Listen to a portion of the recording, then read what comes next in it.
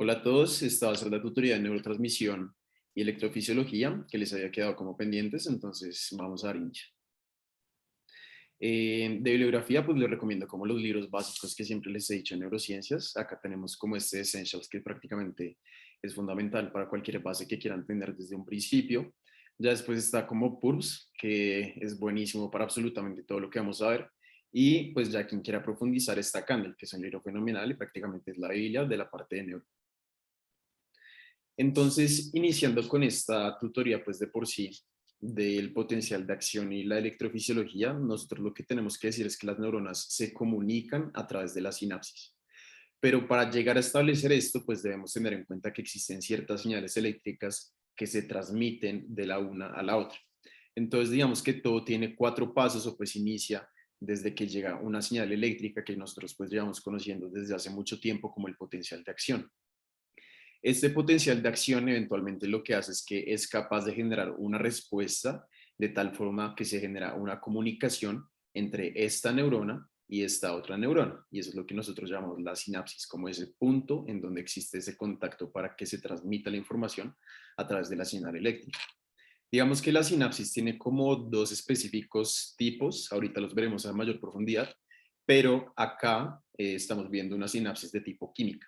Y esta sinapsis de tipo química va a funcionar con algunas moléculas que necesitan adherirse a unos receptores que van a estar en esta neurona que está recibiendo como la información. Es ahí como nos remitimos como al tercer punto, que son los receptores de los neurotransmisores, que los mencionaremos.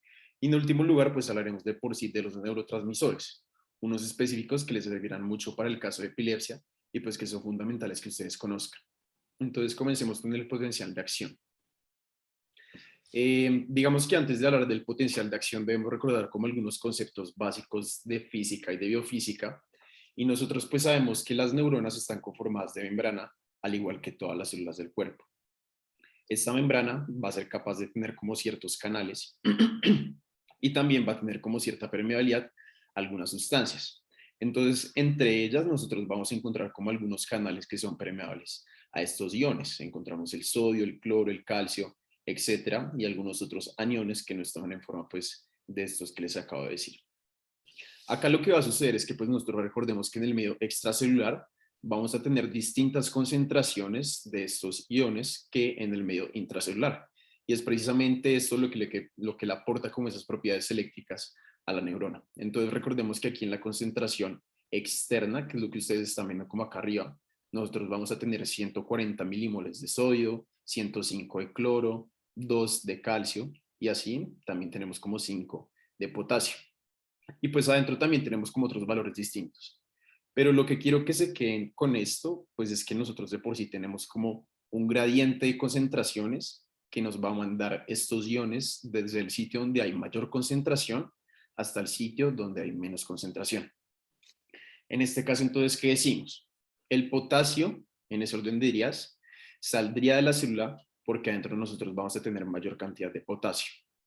El sodio, por su parte, entraría a la célula, ya que adentro nosotros tenemos solo 10 milimoles de sodio y afuera tenemos 140. Y así se puede deducir con los demás iones que estamos viendo aquí en la pantalla. Este de aquí es como un cuadro en donde han realizado como ciertos experimentos en calamares, en donde se pueden ver como las distintas concentraciones de los iones que están dentro de la célula, dentro de la neurona y fuera de ella, en el espacio pues ya plasmático directamente, o pues sí, de por sí como en la periferia. Y aquí pues ya es como un cuadro donde nos resumen los valores de los mamíferos. Entonces, esto se los quería decir para que nosotros tengamos en cuenta que vale esta difusión, o pues de por sí como este gradiente eléctrico entre los iones. Y ese gradiente eléctrico es lo que nos va a explicar algo que se llama el potencial de membrana. Entonces, el potencial de membrana de por sí va a ser como esa carga de voltaje que la membrana va a tener, la cual está definida por este cambio y por este gradiente de iones. Entonces, pues de por sí va a ser como un contacto directo entre el medio extracelular y el medio intracelular. Entonces, pues bueno, digamos que este potencial de membrana no es estático, sino que va a estar como modificado por ciertos factores que aquí se los listo, que son 4 específicamente. El primero de ellos es la concentración de iones que hay en el espacio extracelular y en el espacio intracelular. Ahorita habíamos pues todos los iones que existen y dependiendo de qué iones entren o qué iones salgan, pues nuestra célula se va a volver más negativa o más positiva. En este caso, por ejemplo, si nosotros tenemos este sodio que está muy concentrado en el medio extracelular y adentro pues tenemos sodio que está menos concentrado, el sodio recordemos que va a tener carga positiva. Y como el sodio tiene carga positiva, que es este verde que estamos viendo aquí en la pantalla, va a tender a entrar a la célula. Y como entra a la célula, pues el potencial de membrana cambia y por ende se vuelve más positiva. Entonces, lo segundo va a ser la permeabilidad que tengamos estos iones. La permeabilidad, pues de por sí, va a ser como esa capacidad que nosotros le damos como a la membrana para que entren estos iones. Entonces, si nosotros tenemos una membrana que es muy permeable al sodio, va a pasar lo mismo que estábamos hablando. Es decir, que esta membrana, al ser tan permeable al sodio, el sodio entra y vuelve a la célula más positiva. Pero ahora les cambio como la situación. ¿Qué pasa si la permeabilidad aumenta, pero si el potasio? El potasio en esta figura está representado por estos como triángulos o rombos amarillos. Entonces acá nosotros decíamos que el potasio de por sí está más concentrado en el medio interno que en el medio externo. Si nosotros aumentamos la permeabilidad del potasio, es decir, que el potasio fluya con mayor facilidad, este potasio va a tender a salir de la célula. Y como sale de la célula, nosotros estamos perdiendo cargas positivas, que el potasio pues de por sí no es una carga positiva también. Como perdemos cargas positivas, nuestra neurona se vuelve más negativa. Y así con los demás iones. Ese es el segundo punto. Y el tercer punto van a ser la diferencia eléctrica dada por esta misma carga de los iones. Ahorita vamos a ahondar un poco más en este tema con un ejemplo que les voy a dar. Y el cuarto es la famosa bomba sodio-potasio ATPasa. La bomba sodio-potasio ATPasa lo que hace prácticamente es mantenernos la concentración de los iones que nosotros tenemos en el espacio intracelular y en el espacio extracelular. Entonces, si no se acordaban, les traigo como esta memotecnia, que es Nokia. Entonces, digamos que la bomba sodio-potasio lo que va a hacer es que saca 3 sodios. Entonces, aquí tenemos N out de sodio, N out, 3, que van a salir 3. Después tenemos K de potasio in, que van a entrar 2. Y 1, que es este que consume un ATP. Entonces, eso es lo que hace la bomba sodio-potasio. Va a sacar 3 sodios, va a entrar 2 potasios, y en ese momento lo que va a hacer es que va a consumir un ATP. Entonces, esto lo que va a hacer es que nosotros estamos sacando 3 cargas positivas y nos estamos quedando con 2 cargas positivas adentro. Si hacemos como la resta entre 3 menos 2, al final dentro de la célula, pues nosotros vamos a tener un total de -1, que es lo que nos está aportando como esta bomba sodio-potasio ATPasa. Y por eso es que la célula se mantiene como en un estado negativo. Entonces, digamos que todas estas propiedades que les acabo de decir se pueden ver representadas en el siguiente ejemplo para que nosotros podamos entender un concepto que es el de potencial de equilibrio. Entonces, imaginemos que nosotros tenemos una neurona, pero esta neurona en su membrana es únicamente permeable a los iones de potasio, es decir, que solo está pasando potasio por esa membrana. Nosotros vamos a tener una situación inicial, que es la que estamos viendo en esta figura en la parte A. Acá, pues el medio interno va a ser este que tenemos a la izquierda y el medio externo va a ser este que tenemos a la derecha. Si nosotros tenemos la misma concentración de potasio, que es este naranja, en el medio interno que en el medio externo, pues prácticamente el gradiente se mueve igual del lado externo hacia el interno que del interno hacia el externo. Y por ende, pues digamos que el potencial de membrana va a ser el mismo, no va a cambiar. Ahora cambiemos un poco la situación. Si nosotros le metemos mucho potasio adentro, pues este potasio, como ya vimos, tiende a salir. Entonces, este potasio sale. Pero el potasio, recordemos que tiene carga positiva. Como el potasio tiene carga positiva, nosotros nos vamos a estar llevando estas cargas positivas y eventualmente, como nos llevamos estas cargas positivas, la célula adentro va a quedar con una carga negativa. La célula aquí adentro va a quedar con una carga negativa. Mientras que el medio extracelular va a empezar a recibir todo este potasio de carga positiva y por ende se va a cargar con una carga positiva. Entonces va a haber un punto en el que el potasio de por sí deja de salir y ese punto es cuando el potasio se ve repelido por esta carga positiva que tiene el medio externo. Digamos que un ejemplo básico es que los imanes, pues los polos opuestos se atraen y los polos iguales se repelen. Aquí sucede lo mismo. Si nosotros tenemos mucho potasio, que este potasio está saliendo, entonces está cargado positivamente. Pero entonces cuando sale genera como este potencial positivo aquí en la parte externa. Va a haber un punto en el que se repela con esta carga positiva que tiene pues el espacio extracelular. Y el potencial de membrana en el cual suceda eso va a ser el potencial de equilibrio. Entonces digamos que para que el potasio deje de circular, porque la fuerza de difusión del ion es igual a la fuerza electroestática que está generando como esta carga positiva, va a ser esta. A este punto, a menos 58 milivoltios, es cuando se genera como ese potencial suficiente dentro de la célula para que se detenga como esa circulación del potasio. Y eso es lo que nosotros conocemos como el equilibrio electroquímico o pues el potencial de equilibrio.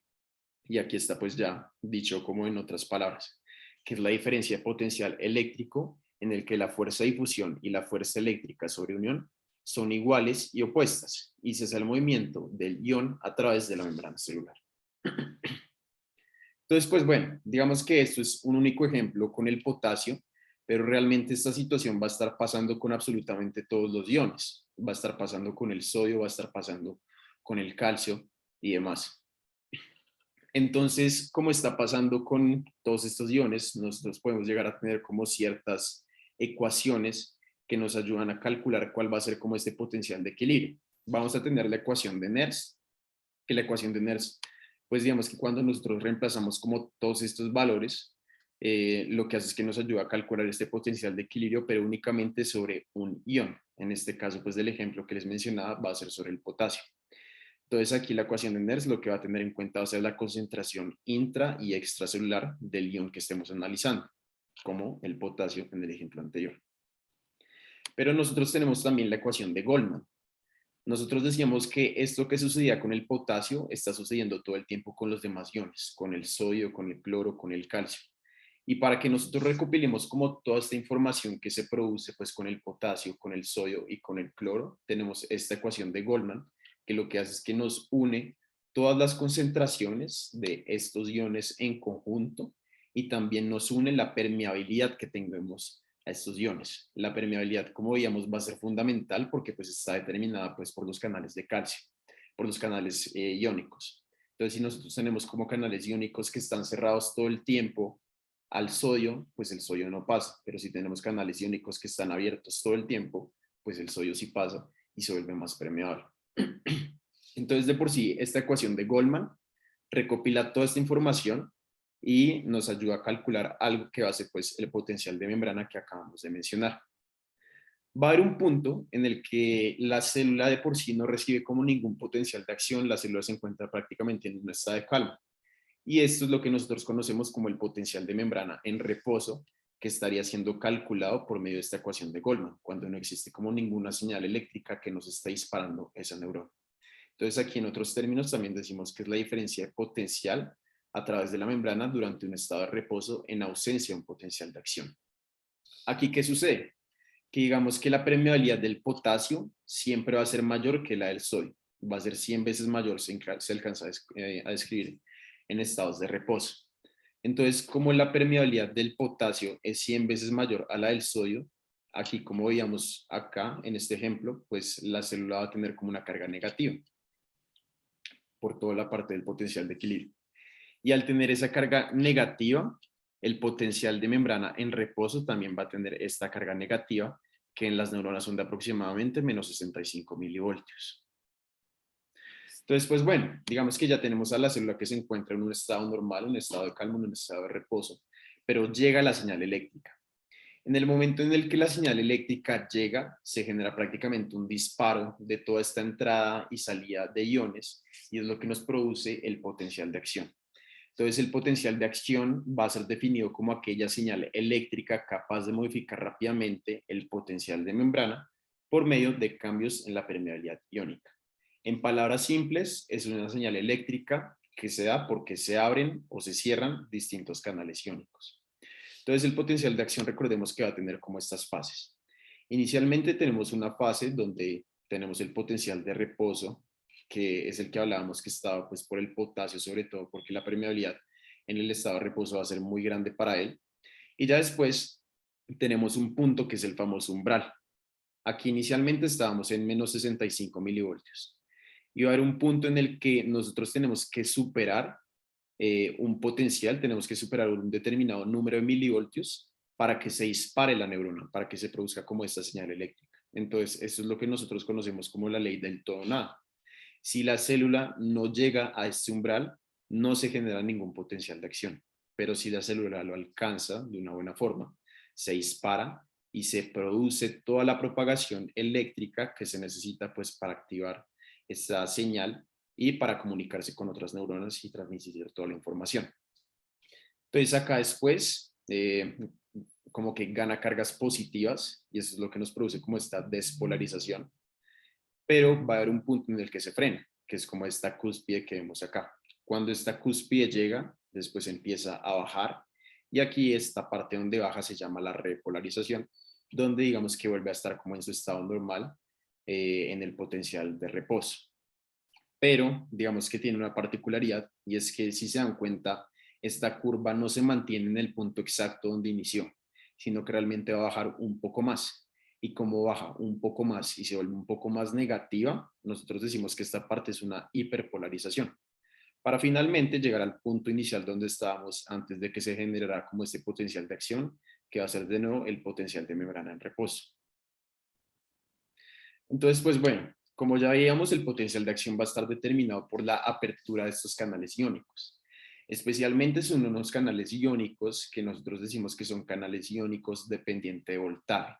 Son dependientes de voltaje porque digamos que ellos se activan hasta cierto voltaje. Tenemos, por ejemplo, este canal y cuando él detecta que hay un cierto número de voltios que están presentes pues, en la membrana, lo que hace es que se abre y permite la entrada de más iones para que nosotros, pues, digamos que prolonguemos esta señal eléctrica y se genere el potencial de acción.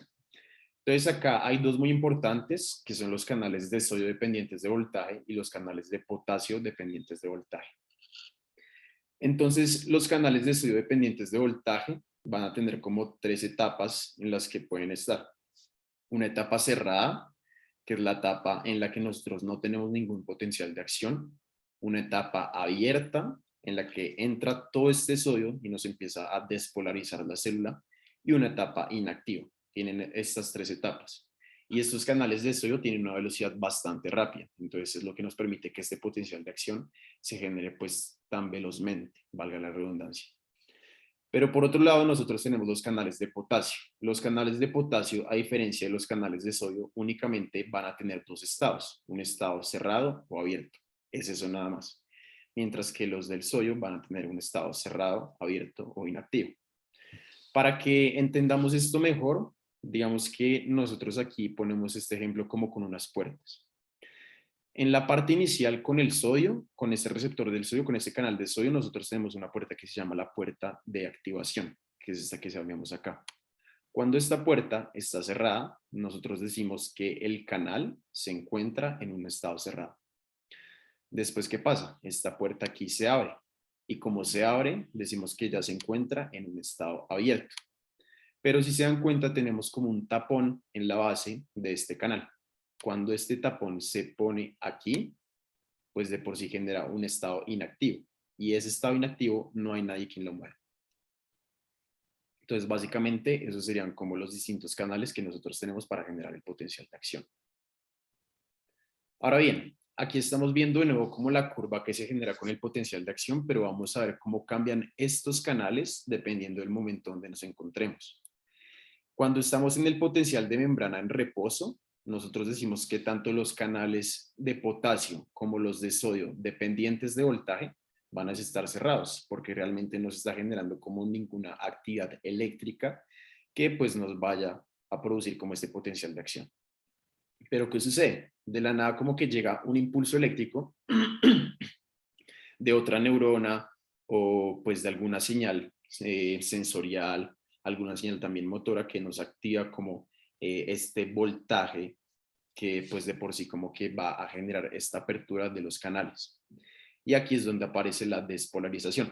Nosotros llegamos, estamos inicialmente en el potencial de membrana del reposo, superamos el umbral, superamos este voltaje necesario para que nosotros despeguemos prácticamente. Y aquí cuando se produce este efecto de la despolarización, nos damos cuenta que los canales de sodio se van a abrir, mientras que los del potasio siguen cerrados. Como estos canales de sodio se abren, el sodio que tiene una carga positiva va a entrar a la célula, la hace más positiva y eso es lo que nos produce la despolarización. Luego llegamos a la punta y en la punta va a suceder un fenómeno y es que nosotros tenemos que volver a bajar. Todo lo que sube vuelve a bajar y eso sucede también con el potencial de acción. A este punto, los canales de potasio se van a abrir. Y recordemos que el potasio está con mayor concentración en la neurona que afuera. Entonces, como el potasio está más concentrado en la parte interna, el potasio lo que tiende es a salir. Y como sale, entonces, pues digamos que hace a la célula un poco más negativa. Mientras que por el otro lado, los canales de sodio que antes estaban abiertos y que se activaron extremadamente rápido, van a coger un estado inactivo, van a empezar a inactivarse poniendo como ese tapón que veíamos ahorita. Eventualmente lo que va a pasar es que cuando nosotros alcanzamos la repolarización, en donde la célula se empieza a volver otra vez negativa, estos canales de sodio, que son los que vemos aquí como de rojo, van a estar en un estado inactivo, mientras que los canales de potasio van a seguir abiertos, sacando potasio y haciendo la célula más negativa. Cuando alcanzamos a la hiperpolarización, que es esta que estamos viendo acá, que decíamos que es donde se vuelve más negativa, sucede un fenómeno con los canales de sodio, y es que los canales de sodio van a pasar de un estado inactivo a un estado cerrado, en donde únicamente pues tenemos la primera compuerta que va a estar cerrada, pero pues no es como tan grave como el estado inactivo. Y digamos que esta negatividad como tan grande se explica porque estos canales de potasio van a seguir abiertos. Entonces, este potasio sigue saliendo de la célula y la sigue volviendo más negativa.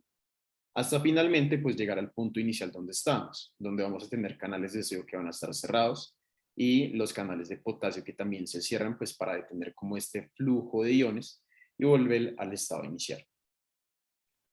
Entonces, algo que también quisiera definir aquí son los periodos refractarios.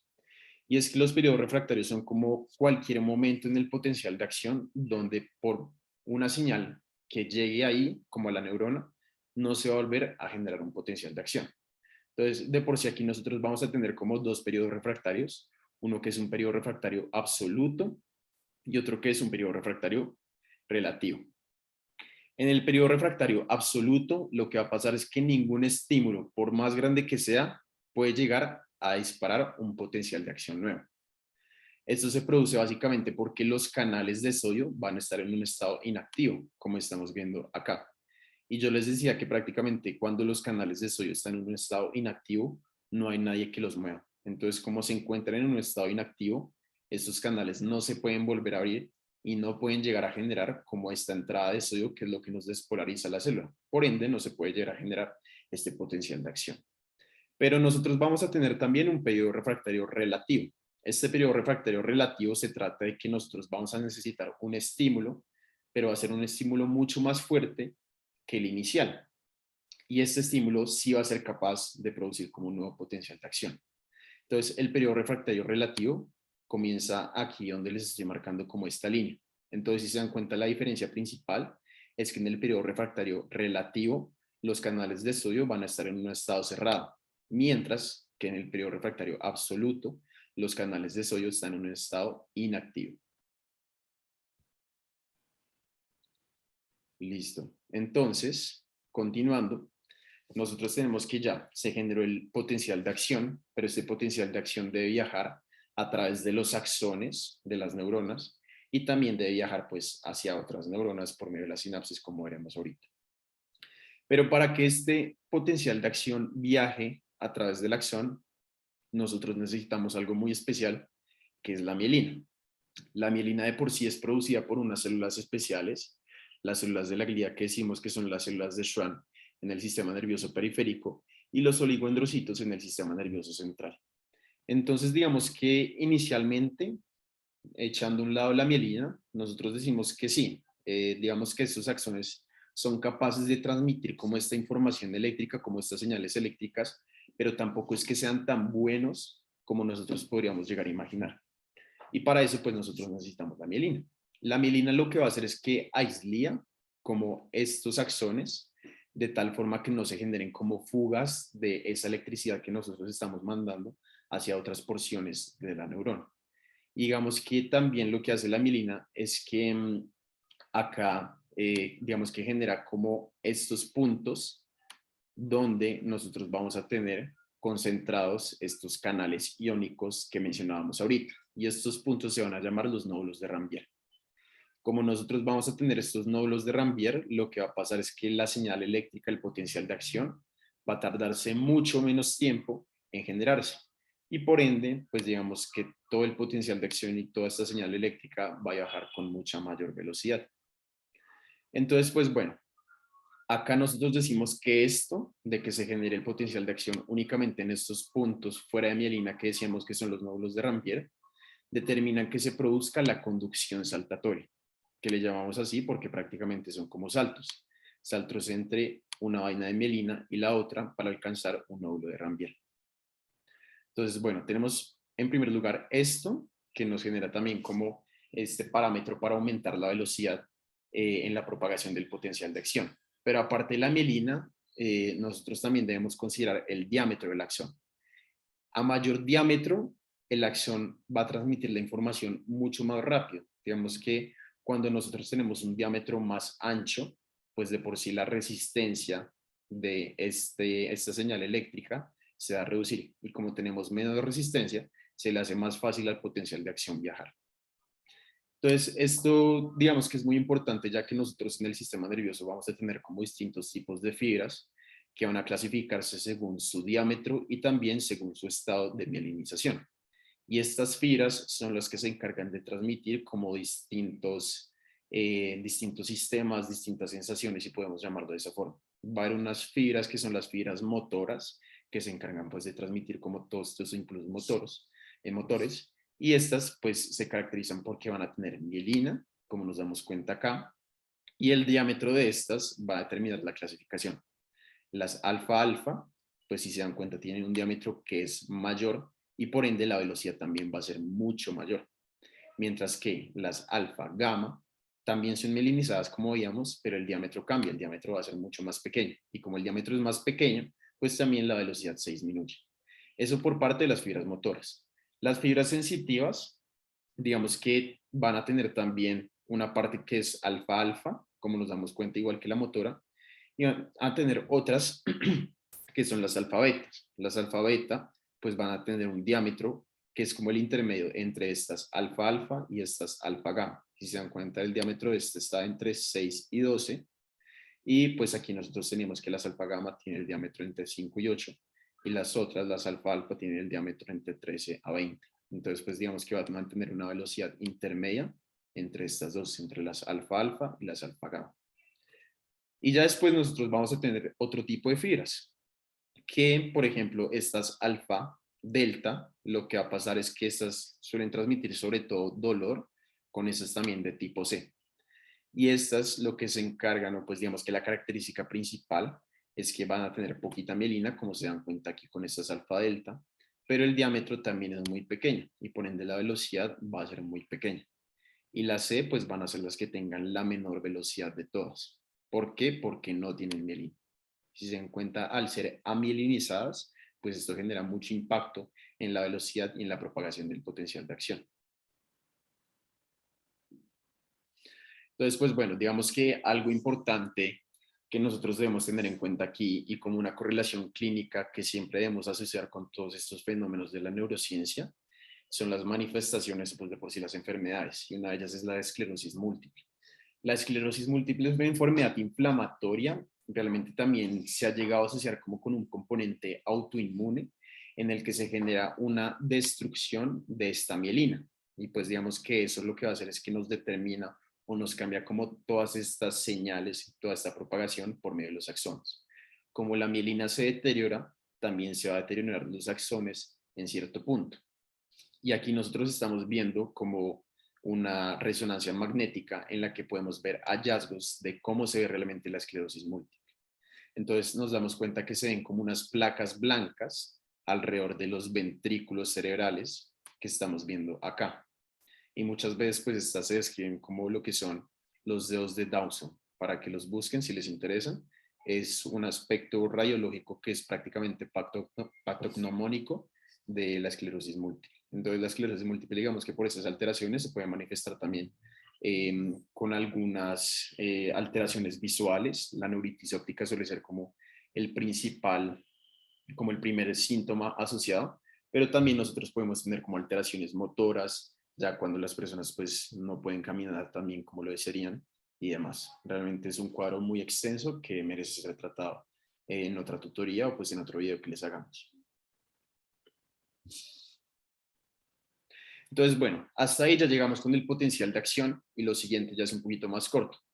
Comenzaremos entonces así con la sinapsis, que decimos que es esta parte donde las neuronas se comunican para transmitir este potencial de acción.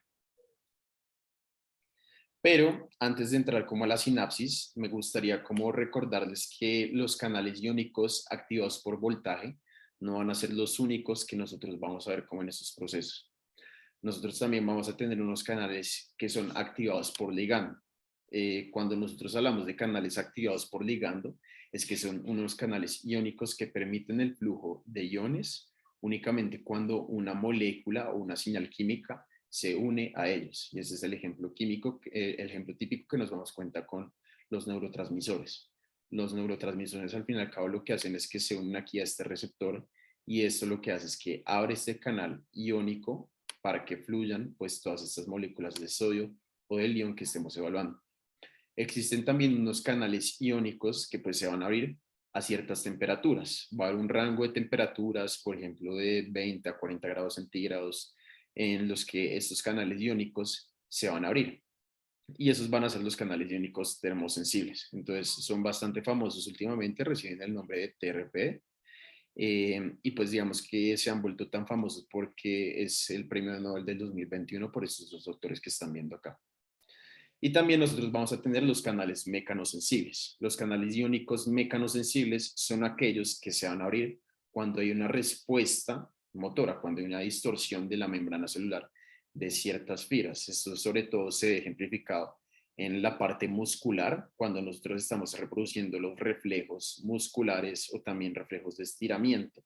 Aquí participan pues estos canales iónicos mecanosensibles.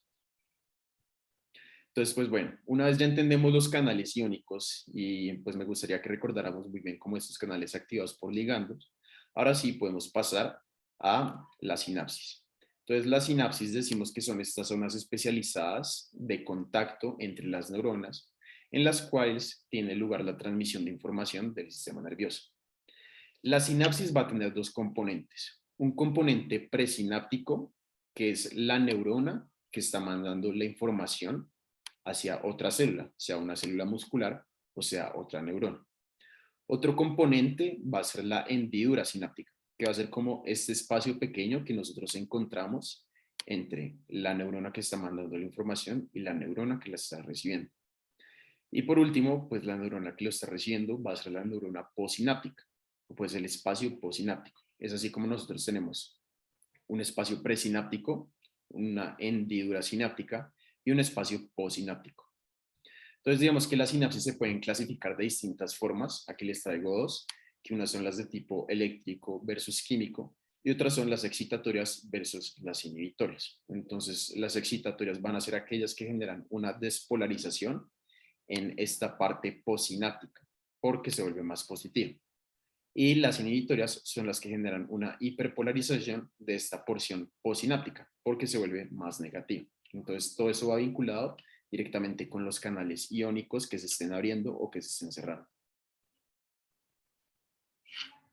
Entonces, comenzando con la sinapsis eléctrica, nosotros decimos que la sinapsis eléctrica va a ser un transporte que prácticamente está haciendo el gradiente eléctrico de los iones. Y aquí nosotros no necesitamos ninguna molécula adicional, como decíamos que eran los neurotransmisores. Entonces, si nos damos cuenta, en la sinapsis eléctrica va a ser como una comunicación directa entre las neuronas a través de estas especializaciones de la membrana celular que se llaman las conexinas.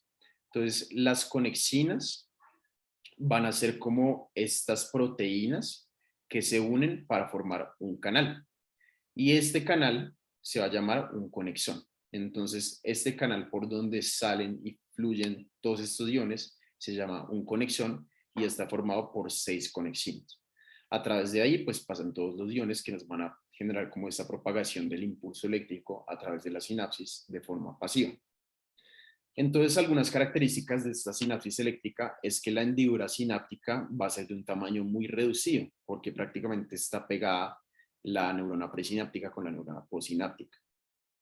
Va a transmitir la información a una velocidad altísima, ya que pues no requiere como ninguna molécula adicional y es un paso prácticamente directo.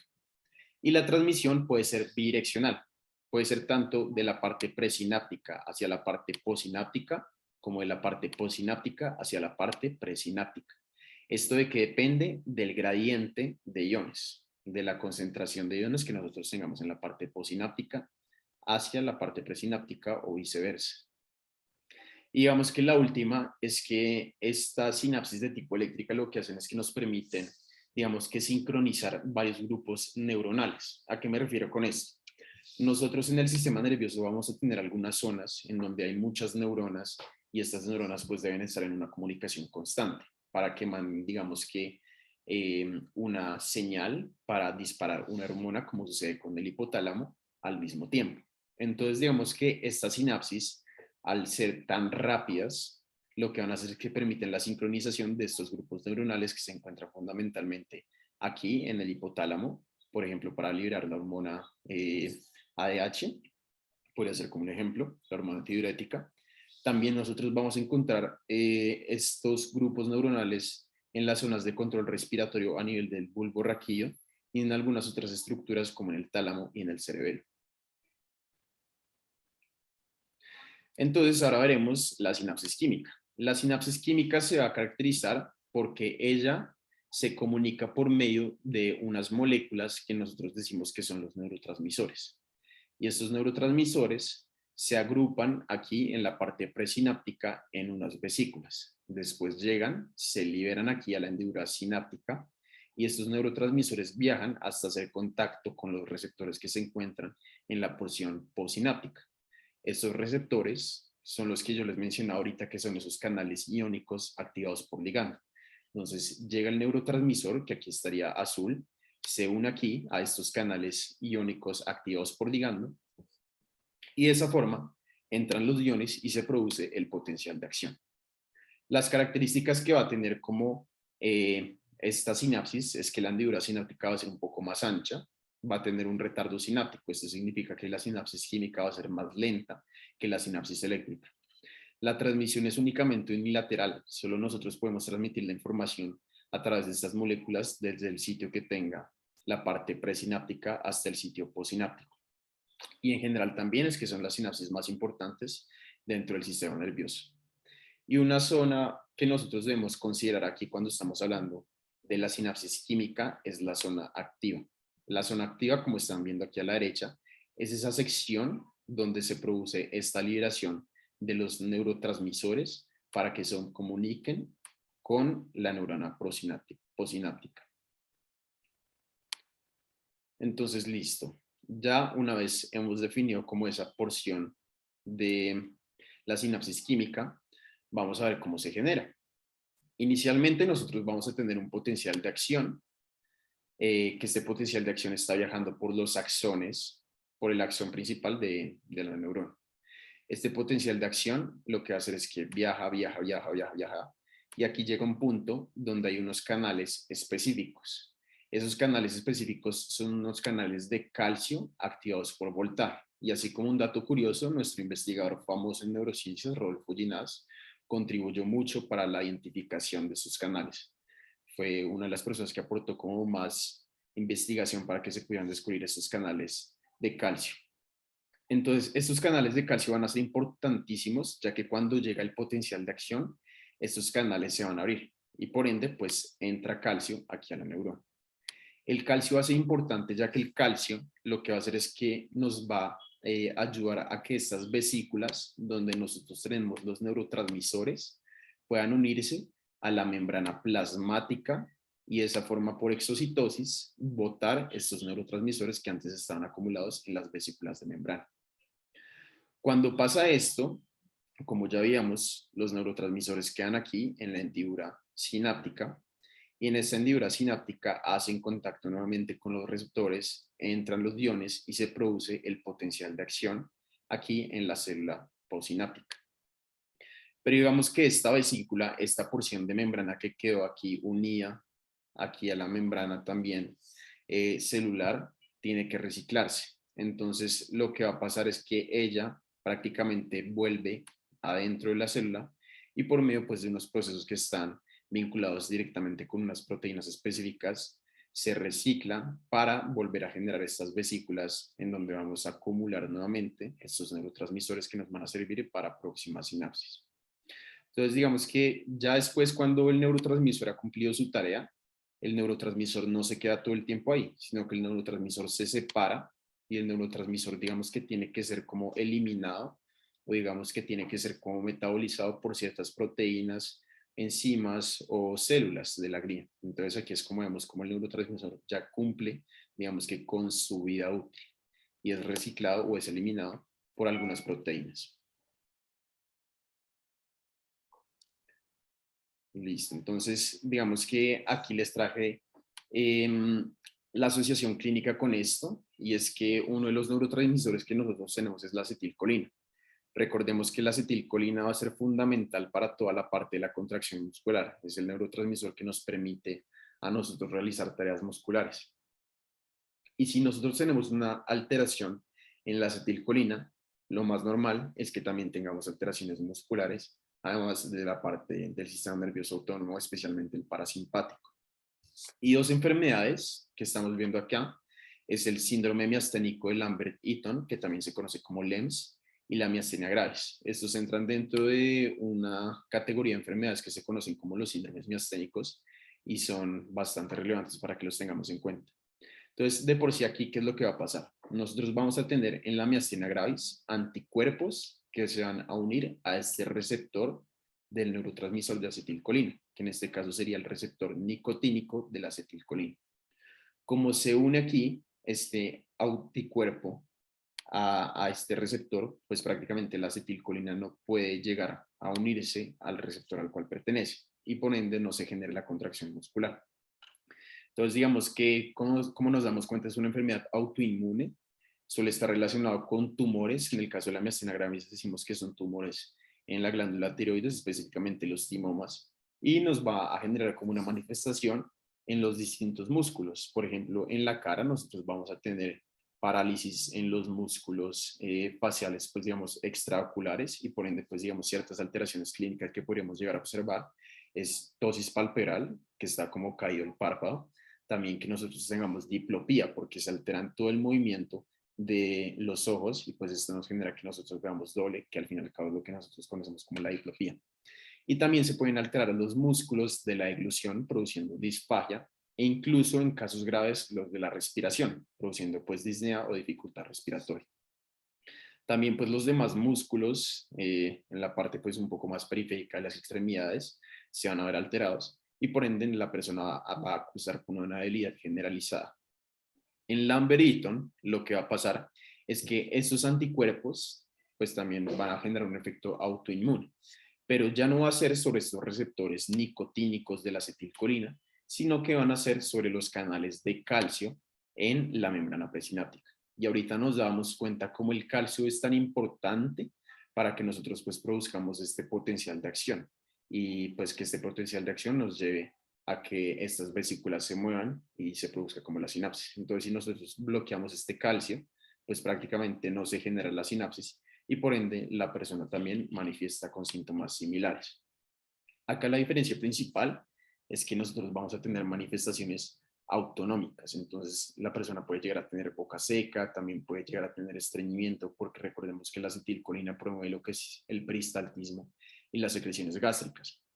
Y pues digamos que también vamos a tener debilidad muscular generalizada y también podemos llegar a cursar con una disminución de los reflejos, sobre todo pues aquí en el patelar.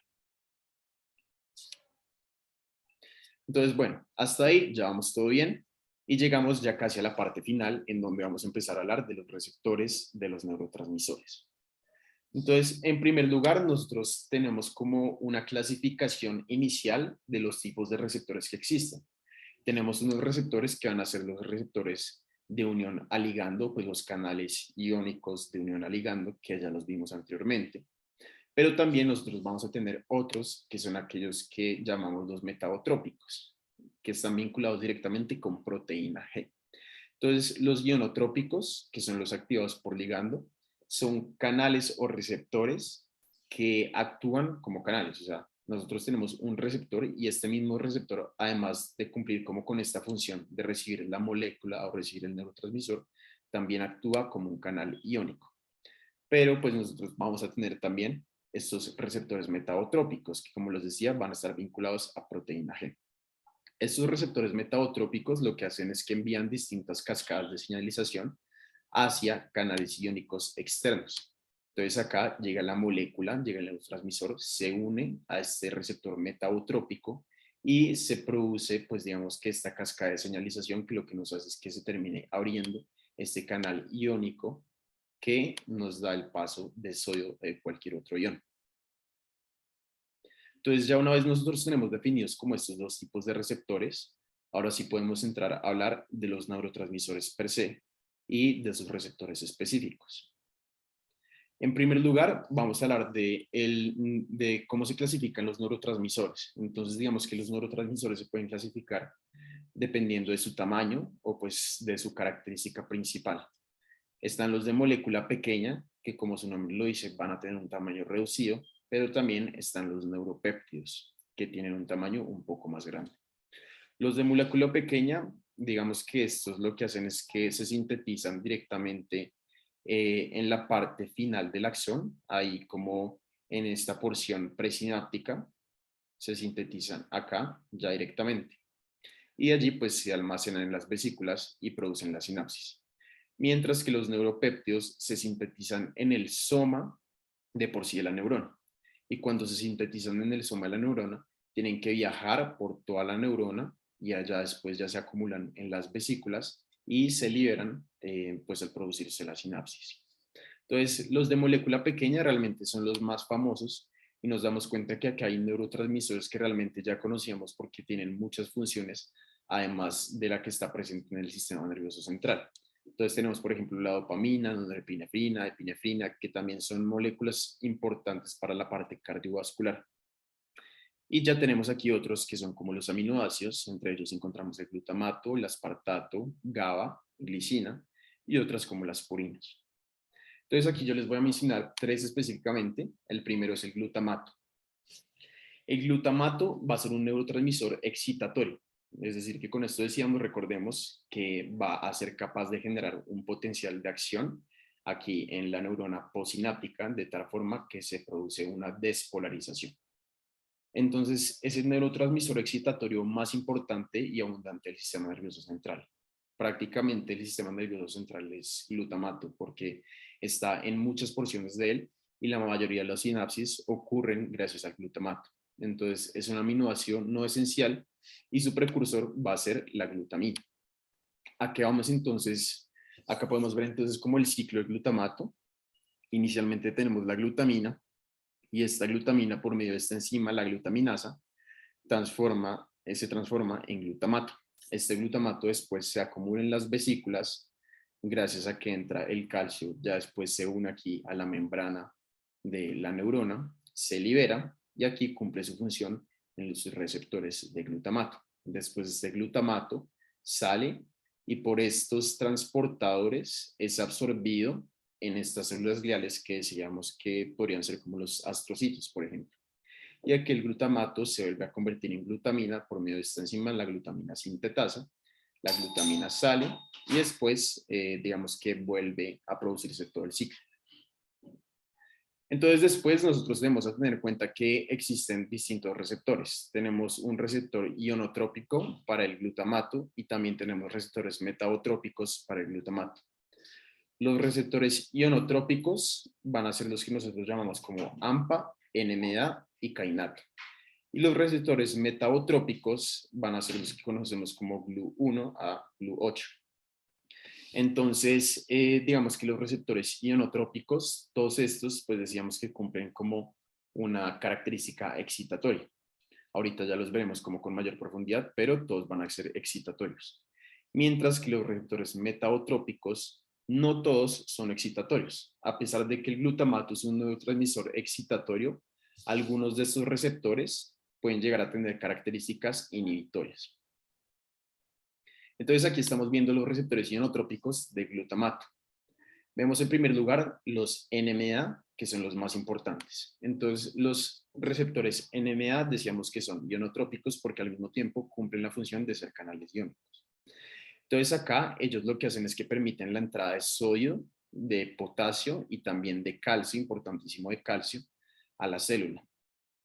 Y tienen ciertas características especiales. Una de ellas es que en estado de hiperpolarización, cuando la membrana se encuentra hiperpolarizada, ellos van a tener un tapón de magnesio. Una vez se produce la despolarización, este magnesio sale y eso es lo que permite que este sodio, este calcio y este potasio pues fluyan a través de este receptor NMDA. Y otra cosa importante es que a pesar de que el glutamato va a ser como la molécula principal que se tiene que unir a estos receptores, estos también van a requerir de otro componente que es la glicina. Entonces la glicina se va a unir aquí a los receptores de NMDA y el glutamato también se debe unir a estos receptores NMDA. De esta forma, si se unen estos dos, se genera la entrada de estos iones y pues se activa como este canal. Y ya después nosotros vamos a tener los receptores AMPA y kainato. Estos receptores AMPA y kainato, sobre todo el AMPA, va a tener como una actividad un poco más rápida que el NMA, pero solo permiten el flujo de sodio y de potasio. Entonces, pues digamos que para que se produzca esta apertura de los receptores NMA, decíamos que debía haber una despolarización. Y esa despolarización va a estar provocada inicialmente por estos receptores, por el AMPA y el kainato. Se genera esta apertura de estos canales y se produce como esta despolarización inicial. Al producirse esta despolarización inicial, después acá nosotros llegamos al receptor NMDA, se quita el tapón de magnesio y se permite el flujo del sodio, el calcio y el potasio. Y listo, eso fue por la parte del glutamato. Pero entonces ahora nosotros vamos a hablar de GABA. El GABA de por sí, digamos que tiene una sigla que es como gamma amino algo. Ahorita no me acuerdo bien cómo del nombre exacto.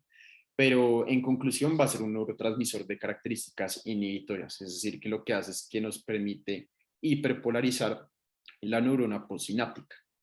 Entonces, GABA es prácticamente el neurotransmisor inhibitorio más importante del sistema nervioso central, hasta tal punto que decimos que 1/3 de las sinapsis que se producen en el cerebro usan GABA como el neurotransmisor inhibitorio en primer lugar. Su precursor entonces va a ser el glutamato. Acá entonces nos damos cuenta cómo el glutamato se transforma a GABA a partir de esta enzima, la ácido glutámico decarboxilasa. Este GABA nuevamente sale, realiza su función sobre los receptores y, como sucedía con el glutamato, entra a las células de la glía y pues se produce como todo su proceso de reciclaje. Entonces acá con el GABA nosotros tenemos dos tipos de receptores nuevamente, los ionotrópicos y los metabotrópicos. Los ionotrópicos del GABA van a llamarse los receptores GABA alfa y los receptores metabotrópicos van a ser los receptores GABA beta. Entonces, para que veamos un poco las diferencias de estos dos receptores, aquí les traigo como esta imagen.